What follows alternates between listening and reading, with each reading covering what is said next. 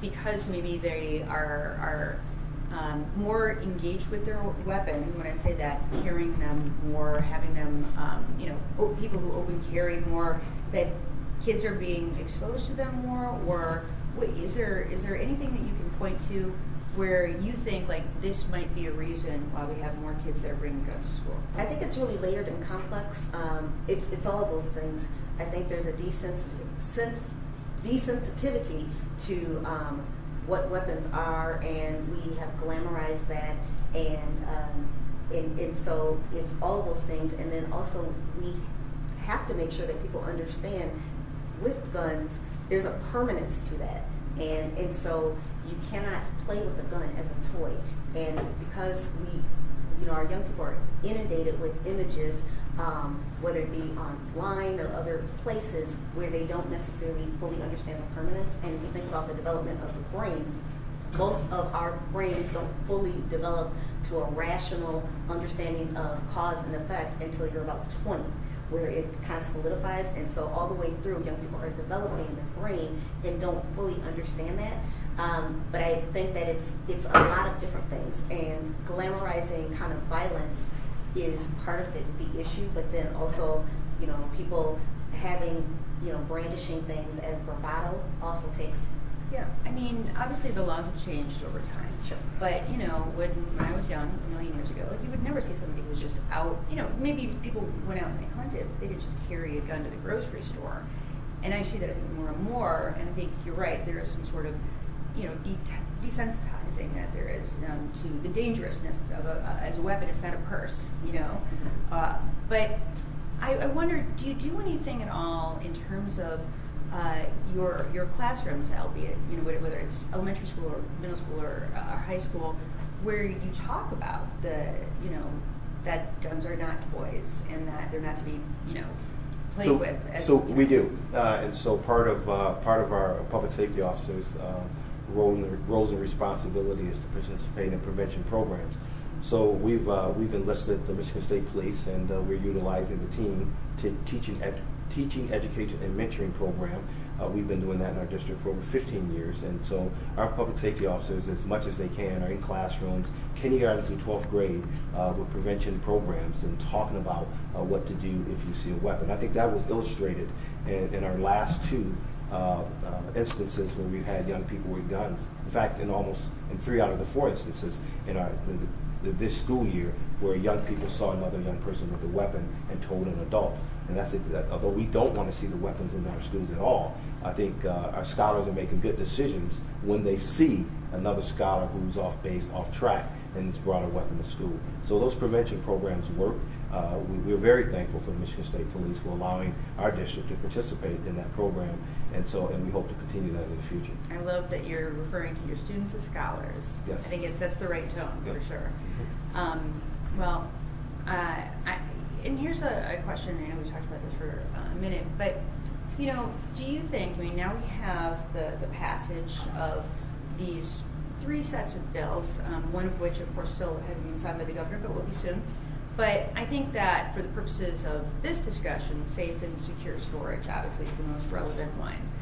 And I'm wondering, my plan as Attorney General is really to go around the state and to, basically amplify what these laws are, how they're utilized, what the consequences are, but also, for someone who wants to make sure they're in compliance, because most people don't want to be in violation of the law, what you can do and what you have to do, what your obligations are, for instance, as a gun owner. So, what do you think would be best for me to do to make sure that I'm getting the word out there to everybody? And I know one of the things that we talked about was, it will be now, it's not illegal yet, but next year, safe and secure storage will be the law of Michigan. And, can we get the message out to people that if you have a firearm and you have children in the household or children that visit the household regularly, that here's what the expectation is in terms of the storage of that firearm, what the consequences are if you don't, but also here's what to do if you don't have a gun lock. What do you think the best mechanism is for me as law enforcement and other folks in law enforcement to get out there to make sure that people know and understand all that. I think you're setting the right track by being here today and moving around the state and talking. I think the more we talk about safe gun storage, the more people it'll come to people's forefront. And I'm hoping, my hope, that those individuals, responsible gun owners and non-responsible gun owners, will pause for a moment and to ask themselves, where is my gun? Is it secure? Do I have a gun lock on it? And then make provisions to get a gun lock, separate ammunition from the actual weapon, and keep it out the reach of children. You know, Can I add also? Yes. I think it's also important to use it from like a public service announcement, and so people understand the law, but also this is a health crisis for children and for our community. And so to approach it from not only just the education of it, but also to give people information around this is a crisis that will impact the childhood of our community. And so I was just thinking, the old cigarette commercials and all those other things that we used to see, just to make sure that it's in people's faces, and we're doing lots of campaigning around this is what we want, and even having our young people say, what does safety mean to me? We've done a couple of different things in our community where we've had opportunities for our young people to speak around issues of the day, and that was one of the major things that kind of rose to the occasion. And they have a voice. They want to tell you what their childhood experience has been. And I think if they don't listen to us as adults, I think it has more impact when you hear it out of the mouths of babies, because they will tell you, this is what it's like to practice a drill, and this is the anxiety that I feel, and this is what I want to be when I grow up. It's all those things that people have to understand, that we are robbing our children from their childhood when we don't take this seriously. And certainly we have to, follow the law and make sure people understand the consequences around that, but also that other layer of ensuring that we're approaching it from, we want children to reach adulthood and have safe childhoods. Do you understand what I'm saying? Absolutely. Okay. No, I'm with you 100%. And I do think that, from the state's perspective, I do think it's incumbent upon us, not just for me to be, going around the state, talking to as many cameras as I can, hoping that the message resonates. But I mean, ads, and not just the old-fashioned ones on TV. I mean, people are on social media now, and I think we're going to have to get the ads out there in a powerful way that resonates with people, so they understand the great importance of this, and again, what their obligations are. And I think that, I can't tell you how many times I've seen, I could play this situation over and over and over again, and I've seen it, and it's that a parent or a guardian who thinks the gun is safe because it's in the closet. Well, guess where kids like to go and play? In their parents' closets, And just because you think you've hidden it, I mean, there's practically nothing. Like if kids can find Easter eggs, and kids can find all kinds of other, they can definitely find your gun, and that's why it's got to be locked, so that if and when they do find it, they're not going to be able to hurt themselves or anybody else. And and I think people need to know and they need to understand it's not just that would be a crime, and God forbid, a child does something where they inflict injury or death upon anybody else. That's going to be a very, very serious crime. But in addition to that, I think people should know this is a reason why people lose their kids in CPS proceedings by the Department of Health and Human Services. I mean, it is crucial that we're keeping kids safe. And if you can't keep your child safe, you're not going to be able to keep your child. I'm sorry, but it's such a critical thing. You cannot expose your child to potentially something that is as deadly as a firearm that's unsecured. And we have to make sure that people understand that messaging. And I think that's important. That's very important. Important in our community. We're surely not advocating to infringe on anyone's constitutional right. What we're trying to do is just keep our babies safe in our community. Our community partners, our pastors, this Sunday, many of them will be talking about this very issue on Mother's Day Sunday, talking about safe gun storage, because it's that important to our community. Our schools is nothing more than microcosm of our community. What happens in our community happens in our schools. What tragedies happen in our community impacts our schools, and surely whatever happens inside these schools will impact the community. So we want to work as partners with everyone in our community, continue to work with our superintendent under her leadership to make sure that our families get the message that our scholars deserve better, and one thing they deserve is a safe school to be educated in. Absolutely. All right. We want to give, first of all, you all a chance to make some comments directly to the public, and then we'll take some questions from you all as well, okay? Go ahead. So we're going to do our... Yes. Okay, thank you. I was going to say, what other comments? Right. All right, good afternoon. You are seeing a display here today of the power of partnerships. You've seen the commitment of our local leaders ensuring that our scholars are safe, and today we are here to discuss what's happening at the state level. I am proud to welcome State Attorney General Dana Nessel. Here today, she has reached out to stand with us on this very critical issues, getting guns out of the hands of our children.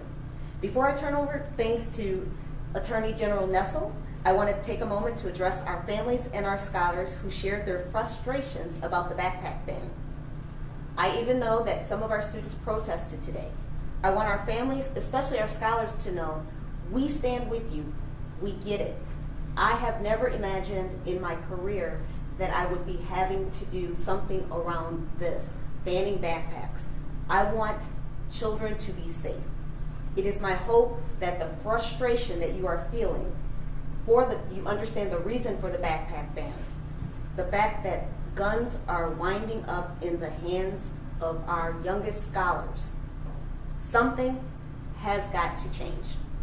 I've asked our Chief of Staff and Executive Director of Public Safety, Mr. Larry Johnson, to share some remarks about the implementation of the backpack ban and how things went today. But first, I will turn things over to State Attorney General Ms. Dana Nessel. Thank you. Thank you so much for having me. And you guys are always so welcoming when I come to Grand Rapids, and I appreciate the opportunity to be here. I think it's, just the timing, of course, of my visit today, and that intersecting with some of the things that we've been doing in Lansing. You may or may not know I have been a very tenacious advocate on behalf of these new gun laws, two of which have already been signed into law, another that's going to be signed into law very shortly. But again, the one that I think is most important for the purposes of our conversation today, safe and secure storage. And it's so basic. It is literally just, if you are a firearm owner, if you have that gun in a place where minors are regularly found or could be expected to be found, you have to secure it safely and in a manner where children can't harm themselves or others. And again, I know we had this conversation that firstly, part of this new law is that a gun cannot be sold without a locking device. So that's actually part of the sales process or the purchasing process at this point. But also we talked about how easy it is if somebody, understands that they are not in compliance with the law and they don't have a gun lock, how easy it is to get one. And anybody can just call up the Grand Rapids Police Department and find out how they can get a free gun lock. And it is a very simple thing to do. And then the utilization of it is a very, very simple thing. But, on the other side, we are talking about something that's in the penal code, right? So that means that there are consequences in the event that a person does not safely secure their firearm. And again, criminal penalties that attach to that, escalating, of course, in the event that a minor actually uses that weapon. And I'm grateful for it. If you look at it from a polling perspective, and not that we should look at everything in public safety as what's popular or not popular. I'm sure there are many things that are just not popular but very necessary and needed. But these are very popular laws. The vast majority of Michiganders wanted these laws in place, and that includes a majority of gun owners who they want their children to be safe as well. And so, I hope as awful as these incidences are, and they're tragic, they're awful, even though nothing, terrible resulted from a perspective of an injury or a fatality, that's scary. And it has a chilling effect on the entirety of these scholars in the Grand Rapids School District. It is frightening to think that you could be sending your child to school and another child has a weapon.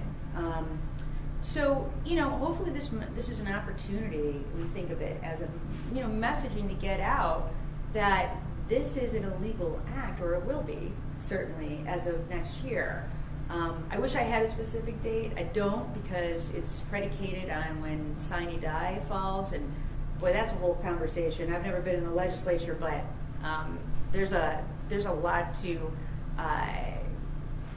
to contemplate as to what the exact date will be of enactment, but soon. I'm upset that we didn't have immediate effect, and I think that had the majority of the legislators done the right thing, we would have immediate effect and be the law as of right now. But it's going to be the law soon, and that does allow people to have time to, when I say get into full compliance, to get their gun laws if they don't have them. But what I would say to people is, no time like the present. You are still doing the wrong thing if you're not properly securing your firearm from minors in the household. And in order to keep your household safe, in order to keep kids at school safe and communities safe, those guns need to be properly secured from children. Well, thank you, Attorney General Nessel, and for our community. We're excited that the legislators have taken a stance and really put some focus on safe gun storage. That means a lot to us here in school safety and security because it's an opportunity to make sure that weapons don't end up in school. It's an opportunity to save a young person's life. It's an opportunity not to traumatize more young people in our community. And that means a lot to us in this community. So we got to continue to work with our families, our scholars, hear their voice, because it's so important to hear their voice. We know that the last 24 hours in our community has been very difficult for our families as well as our scholars. Yesterday, we said to them that we did not want them to bring book bags. And we want to hold to that right now. What we want to do is continue to gather more data from them, hear from them, and then in the coming months, before we start school again, we'll make the best decision for our community and how to help keep them safe. We think there somewhere lies an answer. But the answer today is to listen to them, but more importantly, keep them safe. So we're excited that you spent some time with us this afternoon to discuss some very important topics. We think, I know that we are in a district where we put security at the top of the educational agenda. We know that nothing can happen here without a safe environment. And so we thank all of our partners, our community, our families, more importantly, our scholars, who have put their trust in Dr. Roby's hands and my hands to keep them safe and to educate them. And to our state legislators, but more importantly to you today, we say thank you, because it shows a lot of your care about what needs to happen in this community, in this state, and around safe gun storage and around safe schools, and we appreciate that. Well, I think it's going to be something that's really beneficial for Grand Rapids, beneficial for the entire state. Thank you. Yeah, it's great to be here. All right. Did you all have questions for the AG before she has to go?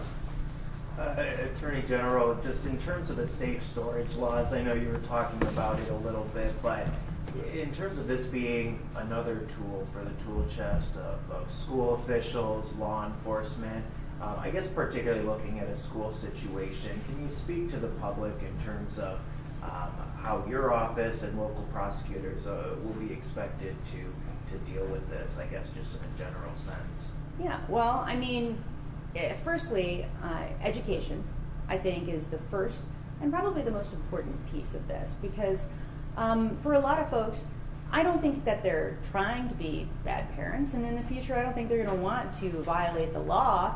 I think oftentimes, as we've been talking about, it's just a matter of not being properly educated about the issue and about the great importance and the difference that it can make just by simply safely and securely storing that firearm. So that is the first piece of it.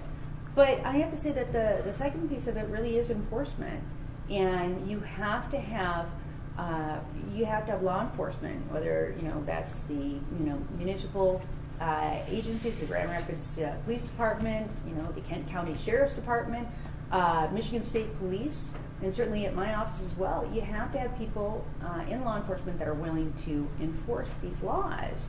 And I think it's terrible messaging, some of which I've heard as of late, not specifically as much in terms of this law, but other gun laws that will go into effect soon.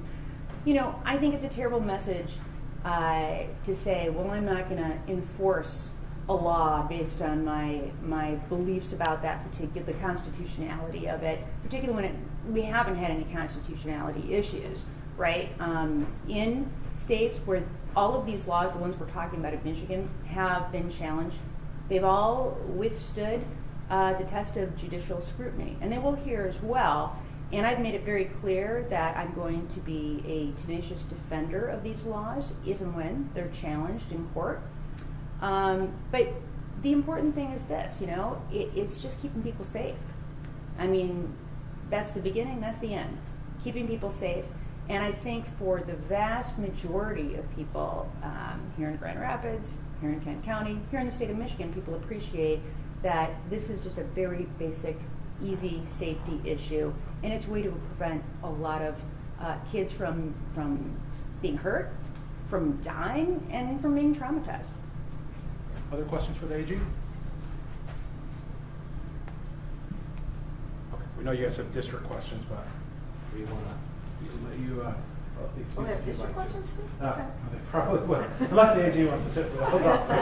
It's going to be a few minutes, I'd love to hear. Attorney General, just one more question then, just in terms of, your reaction having to come to an incident, of course, not as tragic as it could have been, good work by the students there, but the feeling of having to deal with this as a real issue as Attorney General, how does it feel to have to be looking at this in 2023? Yeah, well, kids have enough on their plate, right? They have enough issues to deal with. The last thing they need to deal with is the trauma that's associated with a gun in the school, especially one brought by a child so young. I mean, it's really concerning that a third grader can get their hands on a gun so easily. And first of all, great work by the school district certainly in handling this situation. But they're here to educate our kids, and that's what kids should be able to go to school, feel safe, worry about whether they studied enough for a math or an English test. That's fair, but they shouldn't have to worry about whether a child in their classroom is going to pull out a weapon and use it. So that's what we want to focus on, is making sure that we're minimizing the harm and allowing educators to do what they do best, which is educate our kids.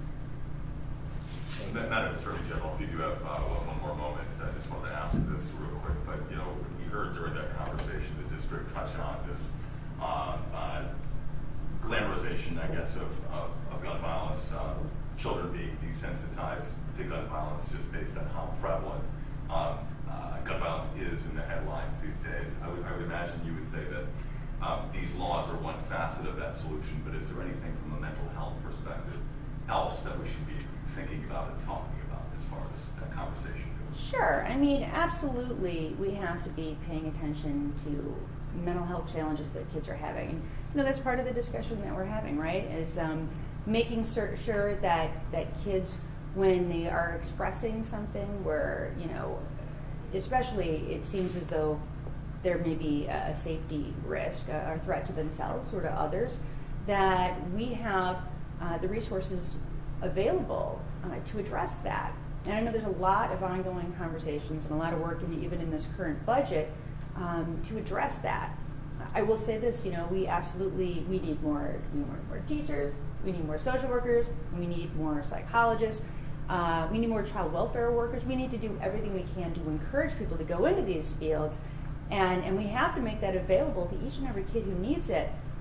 However, and you've all heard this a million times, but I'm going to say it again, every country anywhere on the globe has mental health challenges, but every country doesn't have the number of firearm-related injuries and deaths that we have. So to say that this is not attributable to our gun culture and our lack of sufficient gun laws versus our ability to treat people who have mental health issues, I think there's no way that you can rationally make that statement. And so, yes, we absolutely have to address mental health issues that kids are having, but we also have to remove guns from that equation, because that is a really dangerous recipe. I invite Mr. Johnson now to talk about the implementation of the backpack ban today, and then we'll take questions about that as well. Well, overall, the backpack ban went very well.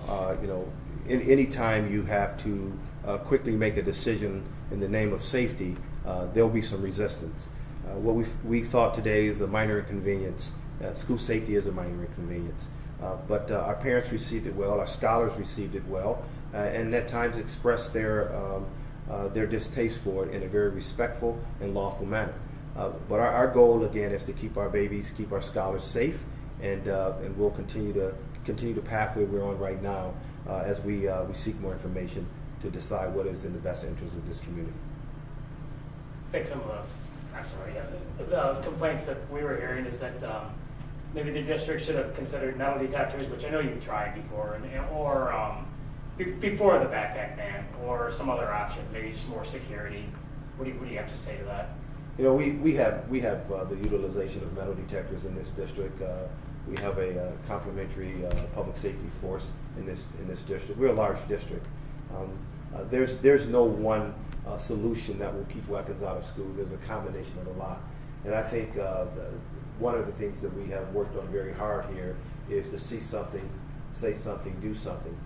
Working with OK to Say, working with Silent Observer, giving our kids an avenue to report, building up trusting relationships with staff, and that's the number one component of a safe school is administrative support and the relationships that our kids build with their teachers. That is what stopped an incident this week, and that's the safest thing to do. There's many components, many tenets we could have done, but we had to make a decision, and we feel that we made the best decision with the information that we had on yesterday. Mr. Johnson, was it a difficult decision? I mean, it's something we've seen before in other parts of the country, but certainly a drastic step. But to keep the kids safe, I mean, but was it a difficult decision? It's always a difficult decision when we have to take our young people out of their routine, and understanding that it could cause some heartache from some families. So we understand that, and we've got some practices and procedures in place that will accommodate those families that may need a minor adjustment to be able to overcome the need to carry a book bag every day. There's various reasons why our scholars bring them. Some may not even be related to the carrying of books, but we want to make sure that we honor that. We're very compassionate today. We'll be compassionate throughout this entire process, but the main thing, we'll listen to our scholars. I know clear backpacks aren't allowed right now, but is that something you guys have discussed yet? Is that a possibility for the future? Those are comments we've heard from our families. Those comments that our administrative team has been in discussion with today. And again, we'll continue to have all discussions. We'll take nothing off the table, but what we will do, and we will not compromise safety, but we will come up with a solution that will work for everyone. And surely there may be one or two that may not be happy with what we decide, but it's going to be a collective decision with scholar input, our superintendent and her cabinet's input, our teachers and administrators input, but more importantly, our families that support Grand Rapids Public Schools.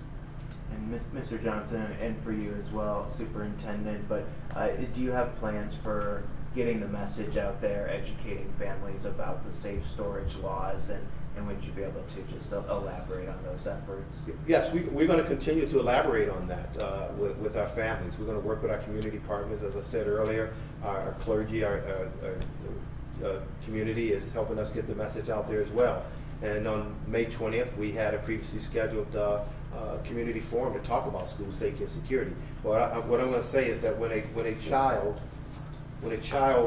finds this in the dresser drawer at home, it is very difficult for them not to pick that up and put it in their book bag. So we want to educate our parents that even if that child had picked that up and it had a gun lock on it and had been safely stored away, we reduce the opportunity for it to reach and to get into a school. But more importantly, had it gotten into a school with a gun lock on it, then the likelihood of being a danger to someone else is reduced. So we're going to work with our families so we can eliminate stuff like this from coming into our buildings, but more importantly, eliminate these from getting on the streets in the city of Grand Rapids to make our community safer. And is that the firearm from yesterday? That is one of the firearms from last week. At Cesar Chavez? Yes. Superintendent, I have a question for you. I know the last few incidents, and all of them have been elementary or middle school related, but what about the high schools? Is that something you are seeing in the high schools as well, or is it an issue in the high schools? Are students just not reporting it? I mean, what are you seeing at the upper level schools? Fortunately, this year we have not had any incidents in our high school where someone has brought a real gun to school. There may have been lookalikes and things like that, but we also have additional security measures that take place at the high school that we previously had not considered at our elementary and middle school levels. And so we have had incidents in the past, but this year it has been at the elementary and the middle school level, which is alarming for all of us. Superintendent, if I could just follow up on that real quick. Is there a sense for whether you will consider applying some of those security protocols that are in place in the high school to the other buildings in the lower? So yes, of course we have security protocols in all of our buildings. I was talking about kind of more the technical things where we often have metal detectors at the secondary level, specifically high schools, and we have not necessarily had those as permanent fixtures in our lower elementary buildings. Okay. Possibly, I know the backpack ban is indeterminate right now, and there's this underlying process that's going to be playing itself out, but is Yes. that a possibility? It certainly is. We, as Mr. Johnson spoke to, all ideas are on the table. We want to make sure that we first and foremost keep our young people safe and secure, wrap out a quiet, safe school year, and then use our summer to kind of continue to do some planning around and have a more comprehensive plan, because it's not just the technical pieces, it's all those other pieces that we were talking about with Attorney General Nessel around mental health, parent education, children education. This is also a community-related issue, so we want to make sure that we have not only just the technical pieces, but more of those adaptive pieces around education, and also looking at it from a health-related crisis, and how do we partner with some of those agencies and others within our community to fully wrap our arms around our young people. All right. Any other questions? Okay, thank you guys. Thank We you. appreciate it. Thank you. It was so great talking to you guys. Yes, Yes, thank you thank you for very much. staying. Thank you for taking the time out with Feel us. free to give me a call, of course, as always. You know, I can't. Yeah. Thanks, Charlie, Leon. good to meet you. Yeah, that's You guys tell me what you got.